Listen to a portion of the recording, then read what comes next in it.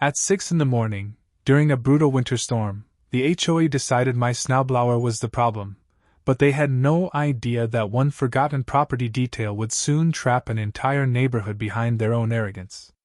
If you believe abuse of power always comes with consequences, stay with this channel and see how this unfolds.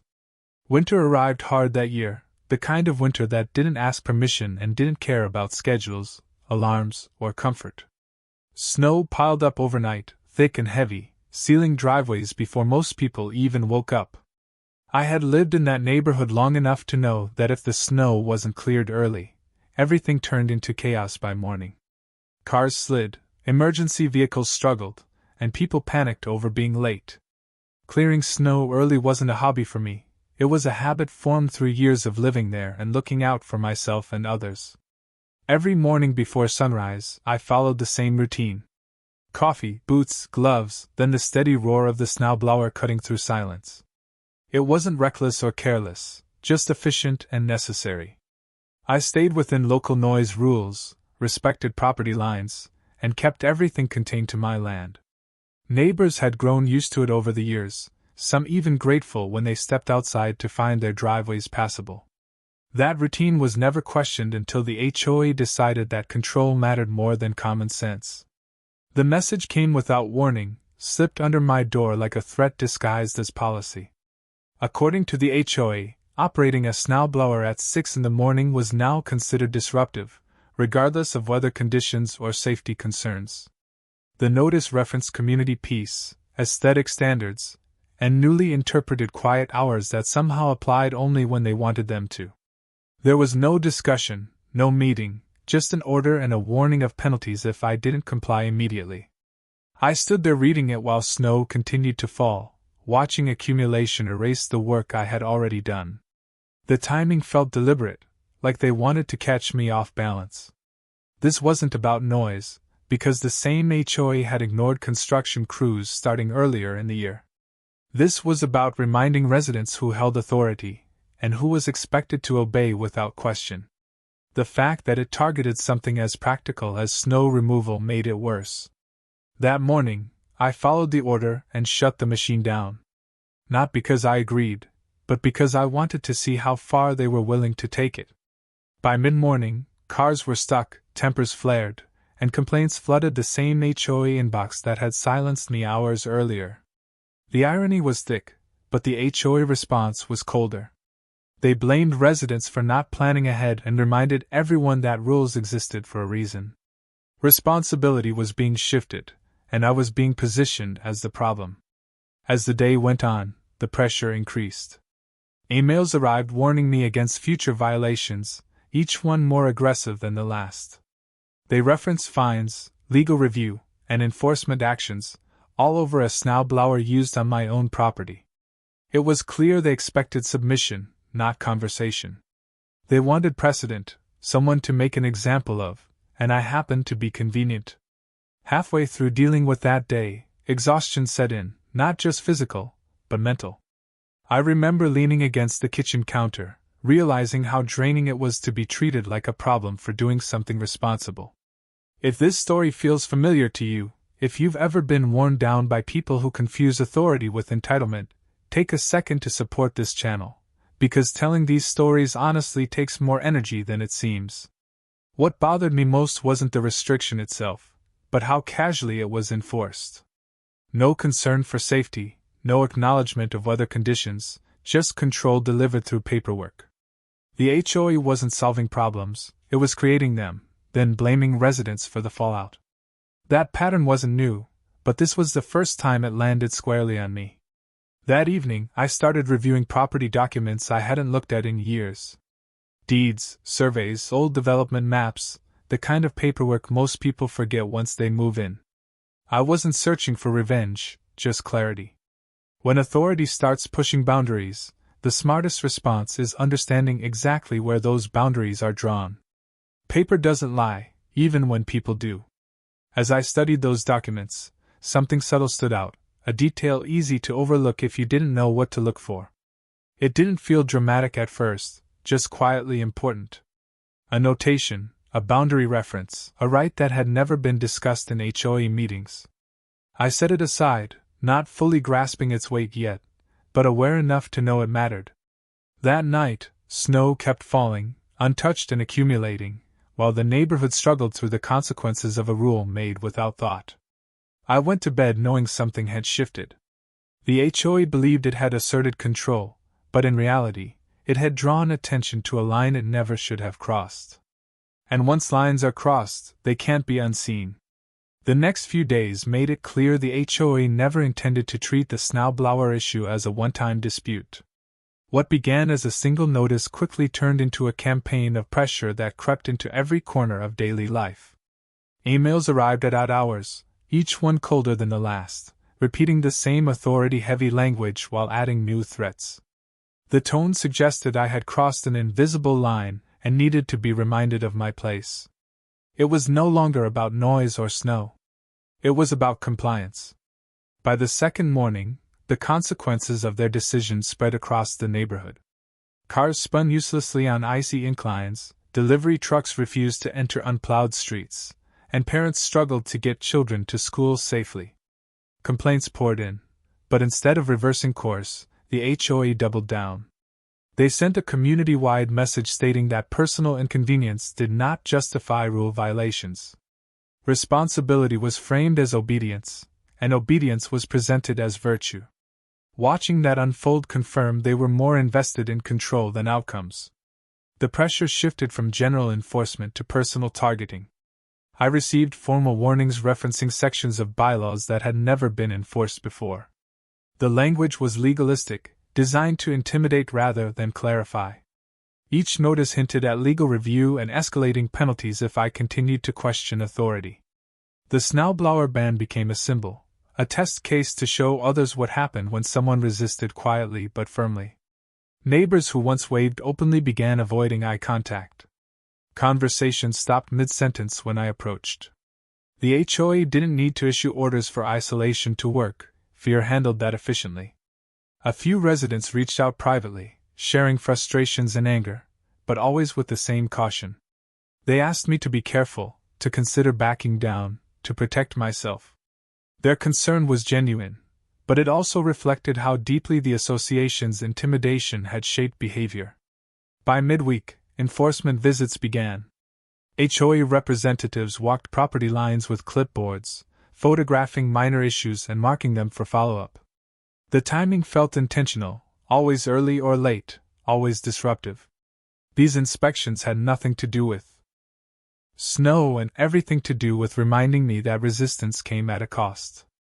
Each visit added another layer of stress, another reason most people would simply comply. Halfway through dealing with that mounting pressure, the exhaustion returned stronger than before. I remember sitting alone, reviewing yet another notice, feeling the weight of constant vigilance. It took effort to stay calm, to stay precise, to stay focused. If you're still following this story, and you've ever felt worn down by systems that rely on fatigue instead of fairness, take a moment to like and subscribe, because staying visible matters more than people realize. The HOA president became more visible during this phase, attending inspections and hovering during conversations. Her confidence was unmistakable, fed by silence and fear. She spoke about community standards with rehearsed certainty, dismissing concerns as misunderstandings. Watching her behavior confirmed something important. She believed her authority was absolute, unchallengeable, and permanent. People who think that way rarely notice when they overreach. I continued reviewing property records late into the nights, comparing old maps with newer documents. The deeper I looked, the clearer it became that some boundaries were being treated as assumptions rather than facts. Easements, access routes, shared maintenance agreements, all existed in writing but rarely in conversation. The HOA enforced rules loudly while ignoring documents quietly. That imbalance caught my attention. As snowstorms continued, the ban remained in place, and frustration turned into anger across the neighborhood. Emergency access became an issue, and delays multiplied. Residents started asking harder questions at meetings, but answers remained vague. The HOA responded with authority instead of solutions. Every unanswered question increased tension, and tension began turning inward on leadership. One evening, a neighbor finally approached openly, pointing toward the access road the HOA relied on during winter months. He mentioned it casually, as if the thought had just occurred to him. That road crossed my land. The statement lingered longer than intended. I didn't respond immediately, but it echoed against everything I had been reading in the documents spread across my table. That night, I reviewed the easement language carefully. It was narrow, specific, and conditional. It existed for access, not entitlement, and it depended on cooperation rather than coercion. The HOA had treated it as permanent and unquestionable, but the wording told a different story. It wasn't dramatic, but it was precise, and precision matters more than force. By the end of that week, the conflict had grown far beyond a snowblower. It was about authority pushed too far, about assumptions mistaken for rights, and about pressure replacing reason. The HOA believed it was tightening control, but in reality, it was creating the conditions for its own undoing. The more it pushed, the clearer the hidden detail became, and once seen, it couldn't be ignored. The realization about the easement did not arrive with excitement or relief, but with a quiet sense of inevitability. I had spent years living alongside rules that shifted depending on who enforced them, yet the documents in front of me were unchanging. Paper did not care about authority, confidence, or intimidation. It only reflected what was agreed to, recorded, and legally binding. As I read through the easement language again, the imbalance between what the HOA claimed and what it actually possessed became undeniable. The access route in question was never meant to function as a permanent convenience. It existed to serve a specific purpose under specific conditions, and those conditions were built on cooperation, not domination.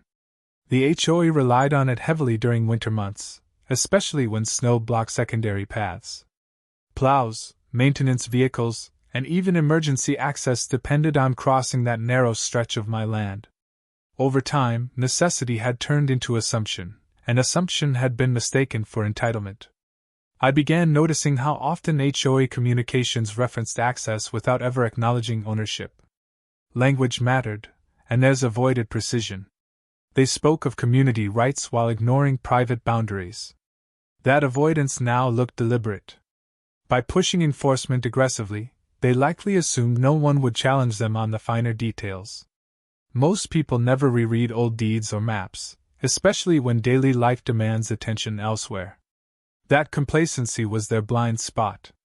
As the days passed, pressure continued, but my response changed internally. Where stress once dominated, clarity began taking its place. I stopped reacting emotionally to notices and focused instead on preparation. Every email, every inspection, every threat was documented carefully. The narrative they were building depended on portraying me as uncooperative. The narrative I was assembling relied on facts. Facts have a way of outlasting posturing. Halfway through this phase, the fatigue returned in a different form. It was no longer frustration, but the tiredness that comes from carrying knowledge others don't yet see. I remember pausing late one night, staring at the paperwork spread across the table, feeling the weight of what was coming. If you are still following this story, take a moment to support the channel, because moments like these remind you how exhausting it is to stand alone before the truth becomes visible. I consulted quietly, not with confrontation in mind, but verification. Questions were framed carefully, stripped of emotion, focused on interpretation. The answers confirmed what the documents suggested. The easement was conditional. Abuse of authority and interference with reasonable land use affected its validity. Control exercised without regard for cooperation weakened the very access the HOA depended on. The realization settled slowly, like ice forming beneath calm water. The HOA, unaware of this shift, continued escalating. New notices arrived, now referencing legal enforcement explicitly. The tone sharpened, urgency replacing confidence. They believed pressure would force compliance before resistance gained structure. That miscalculation revealed their fear. Power that feels secure does not rush. Power that senses vulnerability accelerates. Neighbors began asking questions openly, no longer whispering. Snow continued to fall, and frustration with leadership grew louder. The access road became a point of discussion, especially when delays worsened conditions. Each mention reinforced how dependent the HOA had become on something it did not fully control. I listened more than I spoke, allowing awareness to spread naturally. Truth did not need promotion, only space. When the time felt right, I prepared the necessary notice. It was factual, restrained, and precise, free of accusation or emotion. It outlined the easement terms, the conditions under which it operated, and the ways those conditions had been violated. It did not threaten. It informed. There is power in clarity, especially when others expect confrontation. The notice was delivered through proper channels, documented, and acknowledged. The response was immediate and revealing. Panic surfaced where authority once stood firm. Communications shifted tone overnight, attempting reconciliation without admitting fault. Requests replaced demands, and urgency replaced arrogance.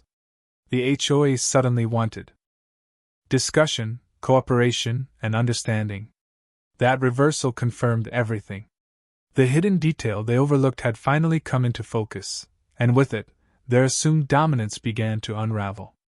By the end of that stage, the turning point was undeniable. The conflict was no longer about snow, noise, or rules. It was about a structure built on overreach encountering its limits. The HOA had pushed beyond its authority, and exposed itself in the process. What remained was not a question of if consequences would follow, but how completely they would reshape everything that came. The shift after the notice was immediate and impossible to miss. Where the HOA once spoke in commands, it now spoke in cautious language filled with requests and vague invitations to talk. Emails that previously carried threats suddenly emphasized cooperation and community values. The same people who dismissed every concern now wanted meetings, explanations, and time. Authority that had relied on pressure found itself scrambling to regain footing once the foundation beneath it cracked. The access road became the center of attention almost overnight. Maintenance schedules were disrupted, service vehicles rerouted, and winter response plans quietly collapsed.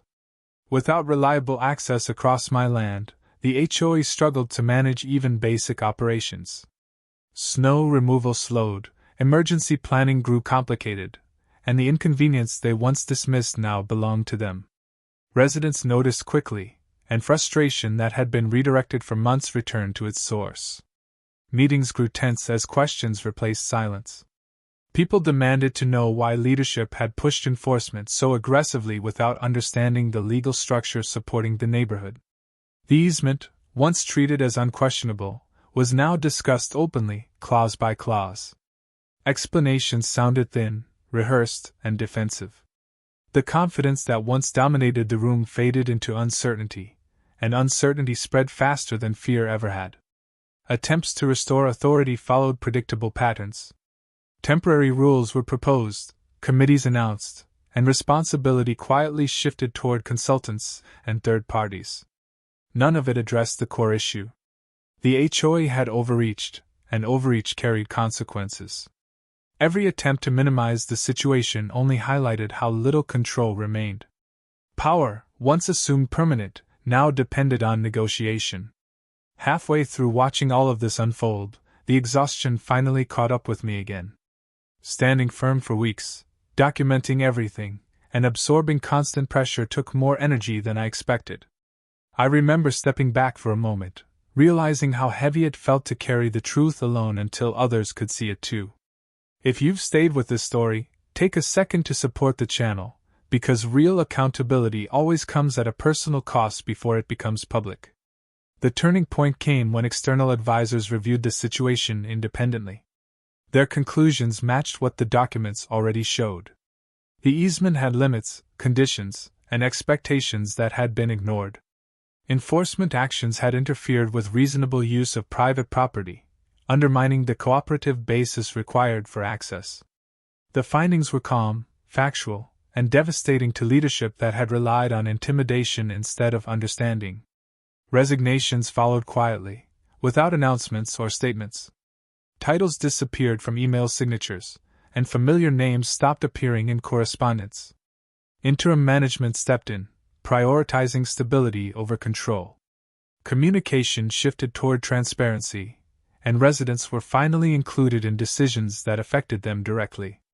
The atmosphere changed almost immediately, lighter, more cautious, and noticeably calmer. The access road issue resolved itself not through confrontation, but correction. Boundaries were respected, agreements clarified, and cooperation restored on equal terms. The HOA no longer acted as though access was guaranteed, and planning reflected that reality.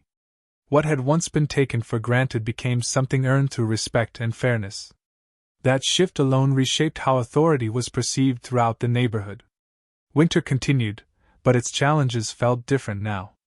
Snow still fell, storms still disrupted routines, but responses made sense again. Safety replaced symbolism, and practicality replaced power plays. The Snowblower issue was never formally revisited, because it no longer needed to be. Once leadership changed, common sense returned naturally, without announcements or apologies. Looking back, the conflict was never really about noise or snow. It was about what happens when authority forgets its limits and mistakes compliance for consent. The HOA believed rules alone created order, but order only lasts when grounded in fairness. The moment that balance was lost, consequences became inevitable. The hidden detail they ignored didn't create justice, it revealed it. The story ended quietly, without victory speeches or dramatic finales. Life returned to routine, but awareness remained. People asked questions now. Documents were read. Assumptions were challenged. The neighborhood learned that power only works when it respects boundaries, and that even small acts of overreach can unravel something much larger. The HOA wasn't trapped by a road or a document. It was trapped by its own arrogance, and once that was exposed, there was no way back.